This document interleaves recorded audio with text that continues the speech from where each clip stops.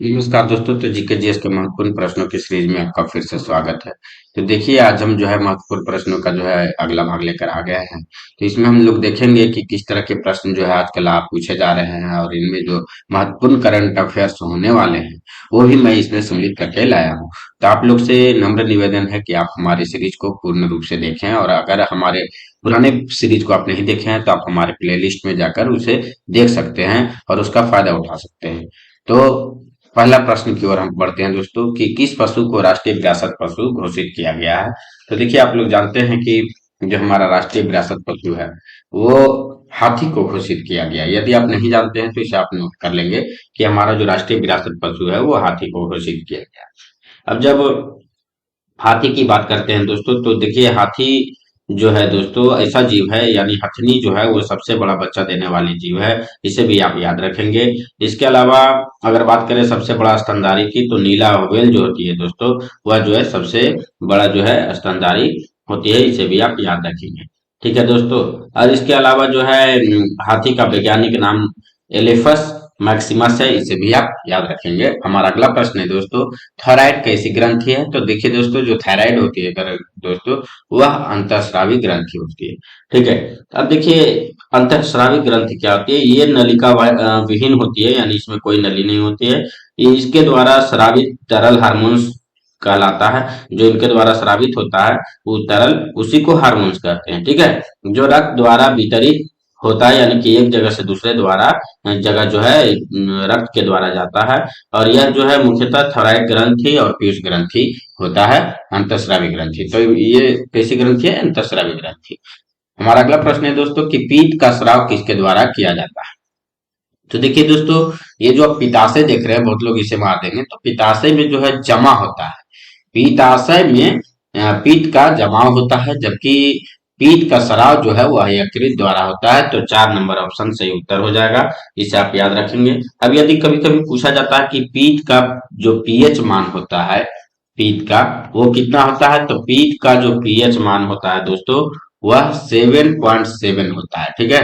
अब देखिए, ब्लड का 7.4 होता है और इसका 7.7 होता है। तो इसे आप याद रखेंगे। हमारा अगला प्रश्न है दोस्तों, डीएनए फिंगरप्रिंट संस्थान कहाँ है। तो देखिए दोस्तों, जो डीएनए फिंगरप्रिंट संस्थान है दोस्तों, वह जो है हैदराबाद में। कहाँ है दोस्तों? तो डीएनए फिंगरप्रिंट संस्थान जो है वह हैदराबाद में है। अब यदि हम डीएनए फिंगरप्रिंट की बात करें, तो हत्या हो गया, बलात्कार हो गया, चोरी हो गया, लूट हो गया, इसी अपराधों का पता लगाने के लिए जो है इसका प्रयोग किया जाता है, जिसका फुल फॉर्म होता है डीऑक्सी राइबो न्यूक्लिक एसिड। ठीक है। तो इसे भी आप याद रखेंगे। हमारा अगला प्रश्न है दोस्तों, कि इनमें कौन विषाणु से होने वाले रोग नहीं है। तो देखिए दोस्तों, इसमें से जो है ये आपका एड्स, चेचक, डेंगू, ये तीनों विषाणु से होते हैं, जबकि टिटनस जो है जीवाणु से होते हैं। तो इसे आप याद रखेंगे कि यह जो है जीवाणु से होते हैं। ठीक है। तो हमारा इस प्रश्न के अनुसार उत्तर 1 नंबर हो गया। हमारा अगला प्रश्न है दोस्तों, गति का अध्ययन क्या कहलाता है। तो देखिए दोस्तों, जो गति का अध्ययन है दोस्तों, वह काइनेमेटिक्स कहलाता है। तो ऑप्शन नंबर ए सही उत्तर हो जाएगा। ये टेम्परेचर का हो गया, ये तो ऐसा ही पता चल रहा है, थर्मोडायनेमिक्स। ठीक है। तो इसे आप याद रखेंगे। ये मैकेनिक्स जो है आप देख सकते हैं कि मैकेनिकल विभाग से रिलेटेड होता है। ठीक है। हमारा अगला प्रश्न है दोस्तों, क्वांटम सिद्धांत का सुझाव किसने दिया था। तो देखिए दोस्तों, जो क्वांटम सिद्धांत है दोस्तों, उसका सुझाव जो है प्लांक साहब ने दिया था। तो ऑप्शन नंबर 3 सही उत्तर हो जाएगा। न्यूटन तो गुरुत्वाकर्षण नियम दिए थे, और ई बराबर एम सी स्क्वायर जो है आइंस्टीन साहब ने दिए थे। तो ये सब आप याद रखेंगे कि प्लांक जो है क्वांटम सिद्धांत को दिए थे। हमारा अगला प्रश्न है दोस्तों, पायरोमीटर किसके सिद्धांत पर कार्य करती है। तो देखिए दोस्तों, जो पायरोमीटर होती है दोस्तों, जो तापमान का सबसे बड़ा मात्रक है दोस्तों, वह जो है स्टीफेंस के सिद्धांत पर जो है कार्य करती है। इसे आप याद रखेंगे। पायरोमीटर जो है अत्यधिक तापक्रम मापने के लिए किया जाता है। ठीक है। और इसमें जो है प्लेटिनम प्रतिरोध तापमापी की सहायता से जो है 200 से 1200 डिग्री तक का मापा जाता है, जबकि सबसे अधिक जो है पायरोमीटर से जो है मापा जाता है। यानी कि आप सूर्य का तापमान ये सब देख रहे हैं, 5000 डिग्री, 6000 डिग्री सेल्सियस, ये सब पायरोमीटर से मापा जाता है। हमारा अगला प्रश्न है दोस्तों, हेनरी किसका मात्रक है। तो देखिए दोस्तों, जो हेनरी है वह प्रेरक प्रेरकत्व की मात्रक है हेनरी। तो ऑप्शन नंबर ए सही उत्तर हो जाएगा। अब यहाँ पे अगर बात करें दोस्तों आवेग का क्या होता है, तो यहाँ पे न्यूटन सेकंड होता है। न्यूटन सेकंड होता है आवेग का मात्रक। आवृत्ति का तो हर्ट्ज होता है, इसे भी आप याद रखेंगे। ज्योति फ्लक्स का क्या होता है, तो ज्योति फ्लक्स का ल्यूमेन होता है, ल्यूमेन। ये हो गया। हमारा अगला प्रश्न है दोस्तों शक्ति का मात्रक क्या होती है। तो देखिए दोस्तों शक्ति का जो मात्रक होती है दोस्तों वह जूल पर सेकंड होता है, इसे आप याद रखेंगे। शक्ति का मात्रक जूल पर सेकंड या वाट, कहीं कहीं पे वाट रहेगा। तो यहाँ पे जूल पर सेकंड या वाट होती है, इसे आप याद रखेंगे। हमारा अगला प्रश्न है दोस्तों एक बेल में कितना डेसिबल होता है। तो देखिए दोस्तों एक बेल में जो है 10 डेसिबल होता है, तो ऑप्शन नंबर एक सही उत्तर हो जाएगा। हमारा अगला प्रश्न है दोस्तों सौर ऊर्जा का प्रमुख स्रोत क्या है। तो देखिए दोस्तों सौर ऊर्जा का जो प्रमुख स्रोत है दोस्तों वह नाभिकीय संलयन है। तो ऑप्शन नंबर दो सही उत्तर हो जाएगा। यहाँ पे अगर परमाणु बम की बात करें दोस्तों तो उसमें जो है नाभिकीय विखंडन होता है। हमारा अगला प्रश्न है दोस्तों नालंदा विश्वविद्यालय की स्थापना किसने करवाया था। तो देखिए नालंदा विश्वविद्यालय की स्थापना जो है दोस्तों कुमार गुप्त ने करवाया था। तो ऑप्शन नंबर चार सही उत्तर हो जाएगा कि कुमार गुप्त ने नालंदा विश्वविद्यालय की स्थापना करवाया था। हमारा अगला प्रश्न है दोस्तों बिम्बिसार कारागार कहाँ स्थित है। तो देखिए दोस्तों जो बिम्बिसार कारागार स्थित है दोस्तों वह जो है राजगृह में स्थित है। आप लोग नहीं जानते तो जान लीजिए कि बिम्बिसार कारागार जो है दोस्तों वो कहाँ स्थित है, तो राजगृह में स्थित है। अब यहाँ पे अगर बात करें दोस्तों कि पाटलिपुत्रा में कुछ है क्या, तो वैसा आप अशोक स्तंभ हो गया, कुम्हरार पार्क हो गया, ये सब पाटलिपुत्रा में है। यहाँ पे अगर नालंदा की बात करें दोस्तों तो नालंदा में जो है दो तीन चीजें हैं, जैसे यहाँ पे पावापुरी जो जैन धर्म का हो गया, आप जानते ही होंगे। तो इसके अलावा ह्वेनसांग मेमोरियल जो है वो नालंदा में है। इसके अलावा औरंगाबाद की अगर बात करें दोस्तों सूर्य मंदिर औरंगाबाद में है, इसे आप याद रखेंगे। ठीक है। हमारा अगला प्रश्न है दोस्तों टेम्पेस्ट पुस्तक के लेखक कौन है। तो देखिए दोस्तों टेम्पेस्ट पुस्तक में जो है एरियल नाम के एक पात्र थे और इस पुस्तक को जो है शेक्सपियर ने लिखा था। तो ऑप्शन नंबर दो सही उत्तर हो जाएगा। हमारा अगला प्रश्न है दोस्तों ऑस्ट्रेलिया का प्रतीक चिन्ह क्या है। तो देखिए दोस्तों जो बैटल है दोस्तों वह ऑस्ट्रेलिया का प्रतीक चिन्ह है। अशोक चक्र तो आपका जो है भारत का हो गया। अशोक चक्र किसका हो गया, अशोक चक्र आपका भारत का हो गया, ये भारत। इसके अलावा अगर बात करें दोस्तों कि सफेद लिली किसका है दोस्तों, तो आपका सफेद लिली जो है दोस्तों वह इटली का है, ये इटली, सफेद लिली इटली का। ईगल किसका है दोस्तों, तो आपका यहाँ पे जो ईगल है दोस्तों यह हमारा हो जाता है स्पेन या जर्मनी दोनों का है, स्पेन या जर्मनी, ईगल। हमारा अगला प्रश्न है दोस्तों न्यूजीलैंड का राष्ट्रीय पशु कौन है। तो देखिए दोस्तों न्यूजीलैंड का जो राष्ट्रीय पशु है दोस्तों वह कीवी है, यह एक पक्षी है। तो इसे आप याद रखेंगे कि न्यूजीलैंड का राष्ट्रीय पशु जो है कीवी है। ठीक है दोस्तों यहाँ पे बाघ की बात करें तो यह तो जानते ही हैं कि भारत का है जो बाघ है। ठीक है। कंगारू की बात करें दोस्तों तो ये ऑस्ट्रेलिया का है, ये ऑस्ट्रेलिया का है। आइबिस की बात करें दोस्तों तो यह आइबिस कहाँ की है दोस्तों, आइबिस शायद जापान की है, एक बार देख लीजिएगा, इसे जापान की ही होगी आइबिस। हमारा अगला प्रश्न है दोस्तों ग्रीष्म विषुव किस तिथि को होता है। तो देखिए दोस्तों ग्रीष्म विषुव जो होता है 21 मार्च को होता है। तो ऑप्शन नंबर एक सही उत्तर हो जाएगा। अभी 21 जून को क्या होता है दोस्तों, तो इसमें इस दिन जो है ग्रीष्म अयानांत होता है दोस्तों, क्या होता है, ग्रीष्म अनायान अयानांत। ठीक है। 23 सितंबर की बात करें दोस्तों तो 23 सितंबर को शीत विषु होता है, शीत विषु। अब यदि 22 दिसंबर की बात करें दोस्तों तो 22 दिसंबर को जो है दोस्तों शीत अयनांत होता है, शीत अयनांत।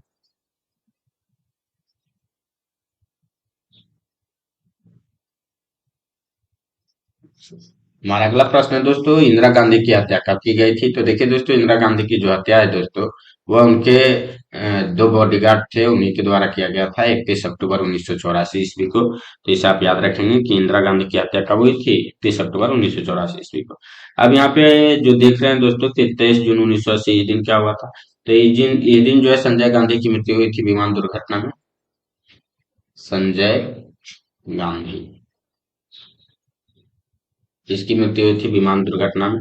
इसके अलावा 21 मई 1991 की बात करें दोस्तों, ये दिन क्या हुआ था? तो ये दिन जो है राजीव गांधी बम विस्फोट द्वारा मारे गए थे। ये दिन जो है राजीव गांधी बम विस्फोट द्वारा मारे गए थे। और 30 जनवरी 1948 को महात्मा गांधी जी को जो है नाथूराम गोडसे ने गोली मार दी थी। महात्मा गांधी। हमारा अगला प्रश्न है दोस्तों, पुलेला गोपीचंद किस खेल से संबंधित है? तो देखिए दोस्तों, पुलेला गोपीचंद जो है दोस्तों वो बैडमिंटन से संबंधित है। ऑप्शन नंबर 4 से उत्तर हो जाएगा कि पुलेला गोपीचंद बैडमिंटन से संबंधित है। हमारा अगला प्रश्न है दोस्तों, मान बुकर पुरस्कार की शुरुआत कब की गई? तो देखिए दोस्तों, जो मान बुकर पुरस्कार है दोस्तों उसकी शुरुआत जो 1969 ईस्वी में की गई है, तो इसे आप याद रखेंगे। ऑप्शन नंबर 3 से उत्तर हो जाएगा कि मान बुकर पुरस्कार की शुरुआत 1969 में की गई थी। हमारा अगला प्रश्न है दोस्तों, 2015 में भारत रत्न पुरस्कार किन्हें दिया गया? तो देखिए दोस्तों, ये जो आप देख रहे हैं सचिन तेंदुलकर और CNR राव, इन्हें 2014 में मिला। इसके अलावा अटल बिहारी वाजपेयी हैं दोस्तों, इन्हें 2015 में मिला था। और ये जो लता मंगेशकर आप देख रहे हैं दोस्तों, इन्हें आप 2001 में मिला था, इसे आप याद रखिएगा। ठीक है, तो यहाँ पे ऑप्शन नंबर बी हमारा, ये सी हमारा सही उत्तर हो जाएगा। अटल बिहारी वाजपेयी, ये दोनों को तो आपका 2014 में मिला था। हमारा अगला प्रश्न है दोस्तों, भारत का राष्ट्रीय फल। तो भारत का जो राष्ट्रीय फल है दोस्तों, वो आपको जो है कौन है, उसका वैज्ञानिक नाम बताना है। तो मैग्नीफेरा इंडिका जो है वो आम का जो है वैज्ञानिक नाम होता है। राष्ट्रीय फल क्या है? आम है। तो उसका वैज्ञानिक नाम क्या होता है? मैग्नीफेरा इंडिका होता है। इसे आप याद रखिएगा। अब यहाँ पे आप देख रहे हैं निलंबो न्यूसीफेरा, ये जो है राष्ट्रीय पुष्प यानी कमल का नाम है। ये कमल का नाम है। इसके बाद आप देख रहे हैं ये पावो क्रिस्टेसस, ये किसका? तो यह जो है राष्ट्रीय पक्षी मयूर का नाम है, यानी मोर, मोर का नाम है। फाइकस बेगांसिक्स, ये आप जो देख रहे हैं, ये आपका राष्ट्रीय वृक्ष बरगद का नाम है। फाइकस बेंगालेंसिस, बरगद, ये बरगद का नाम है। ये सारा जो है आपका वैज्ञानिक नाम। हमारा अगला प्रश्न है दोस्तों, राष्ट्रीय कैलेंडर के रूप में शक संवत को कब अपनाया गया? तो देखिए दोस्तों, राष्ट्रीय कैलेंडर के रूप में शक संवत को जो है वो 22 मार्च 1957 ईस्वी को अपनाया गया। इसे आप ध्यान रखेंगे कि 22 मार्च 1957 को राष्ट्रीय कैलेंडर के रूप में शक संवत को अपनाया गया। हमारा अगला प्रश्न है दोस्तों, भारत की पहली बोलती फिल्म कौन थी? तो देखिए, भारत की पहली फिल्म जो है राजा हरिश्चंद्र थी, लेकिन पहली बोलती फिल्म कौन थी? ये आलम आरा थी। तो ऑप्शन नंबर 2 सही उत्तर हो जाएगा। हमारा अगला प्रश्न है दोस्तों, यह करंट अफेयर से रिलेटेड प्रश्न है, तो आप लोग जो है यहाँ से जो है बहुत ज्यादा ध्यान देके नोट करेंगे, क्योंकि ये जो है अति महत्वपूर्ण करंट अफेयर्स है जो सभी परीक्षाओं के लिए अति महत्वपूर्ण होने वाले हैं। तो हाल ही में किस देश की आर्मी टेक्सटाइल बिजनेस शुरू करेगी? तो देखिए दोस्तों, जो नेपाल की आर्मी है दोस्तों, वह हाल ही में जो है टेक्सटाइल बिजनेस शुरू करने वाली है। अब बात करें दोस्तों, अ, जो पाल आर्मी के ऑफिसर्स हैं, उन्होंने एक पुरानी टेक्सटाइल फैक्ट्री के को जो है टेक ओवर के लिए प्रधानमंत्री पुष्प कमल दहन उर्फ प्रचंड से अप्रूवल लिया है। इस अप्रूवल के बाद अब नेपाल की आर्मी टेक्सटाइल का बिजनेस भी शुरू करेगी। इसके अलावा दोस्तों, यह फैक्ट्री जो है 25 साल पहले शुरू हुई थी और सिर्फ 4 साल चलने के बाद बंद कर दिया गया था। इस प्लान को शुरू करने के लिए चीन ने आर्थिक मदद की है। ठीक है, इस प्लान को शुरू करने के लिए चीन ने आर्थिक मदद की है। आप लोग जानते होंगे कि इस समय जो है चीन के साथ उसका जो मित्रता है वो भी ज्यादा बढ़ गया है। प्रोडक्ट्स का प्रमोशन न होने के चलते कारोबार बंद हो गया था। यह फैक्ट्री काठमांडू से काफी करीब है और बेशकीमती भी मानी जाती है। पिछले कई सालों से कारोबार कर रही आर्मी के प्रोडक्ट्स की रेंज बहुत बढ़ी है। सेना पहले से ही पेट्रोलियम, रोड कंस्ट्रक्शन, स्कूल और मेडिकल कॉलेज वाले कारोबार से जुड़े हुए हैं। यानी पहले से भी जो इसकी सेना है वो कारोबार से जुड़ा हुआ है। इसके अलावा दोस्तों, हमारा अगला प्रश्न है करंट अफेयर्स का, कि हाल ही में यूपीआई शुरू करने वाला पहला देश कौन बन गया? नहीं नहीं, यहाँ पे पहला देश नहीं होगा, यहाँ पे पहला यूरोपीय देश होगा। पहला, यहाँ पे हो जाएगा पहला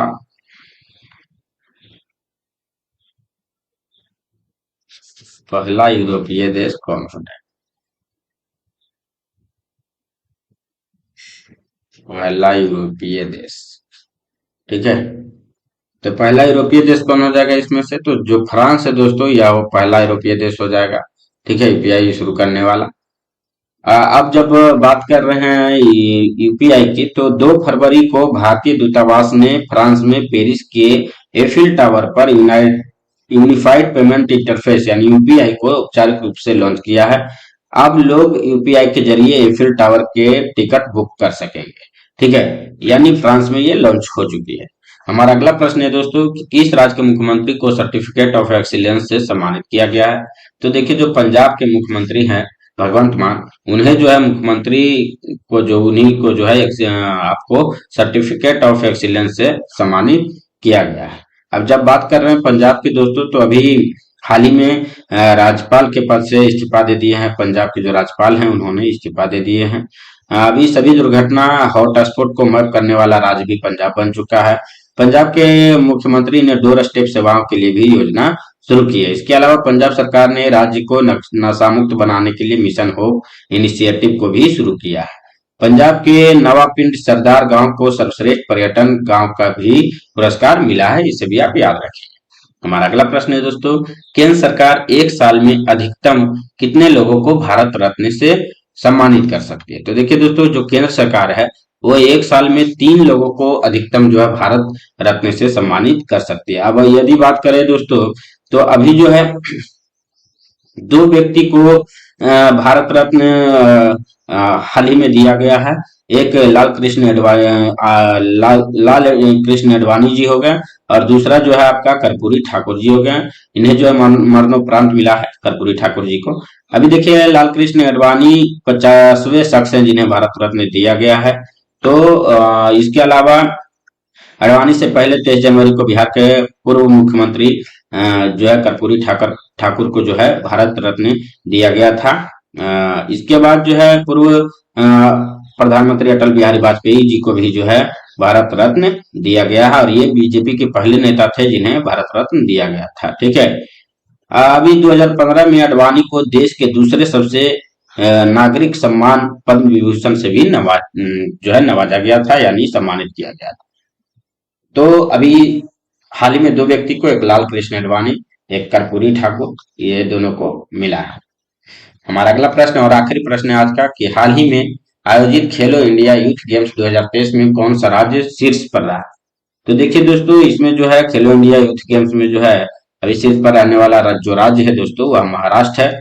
अब बात करें दोस्तों, यहाँ पे 27वें राष्ट्रीय युवा महोत्सव का भी आयोजन नासिक में किया गया, ठीक है। महाराष्ट्र पुलिस का नया डीजीपी रश्मि शुक्ला को नियुक्त किया गया है। देश की सबसे बड़ी अर्थव्यवस्था के रूप में महाराष्ट्र उभरा है, ये भी आप याद रखेंगे। अभी हाल ही में पुणे ने सबसे बड़ी पढ़ने की गतिविधि का गिनीज वर्ल्ड रिकॉर्ड हासिल किया है। इसके अलावा एफडीआई प्राप्त करने के रूप में भी महाराष्ट्र शीर्ष पर रहा है। एफडीआई मतलब फॉरेन डायरेक्ट इन्वेस्टमेंट। महाराष्ट्र सरकार सुरेश वाडकर को लता मंगेशकर पुरस्कार देगी, ठीक है। इसके अलावा दोस्तों, जो महाराष्ट्र है उसने अभी राजा भलिंदर ट्रॉफी जीती है, यानी महाराष्ट्र राज्य जो है उसने राजा भलिंदर ट्रॉफी भी जीत ली है। तो ये आज का हमारा सीरीज था। तो हम उम्मीद करते हैं कि आपको हमारा सीरीज बहुत पसंद आया होगा। तो आप हमारे चैनल को सब्सक्राइब एंड शेयर करें। तो जय हिंद दोस्तों, फिर मिलेंगे हम अगले सीरीज में। तब तक के लिए आप लोग खुश रहें, स्वस्थ रहें।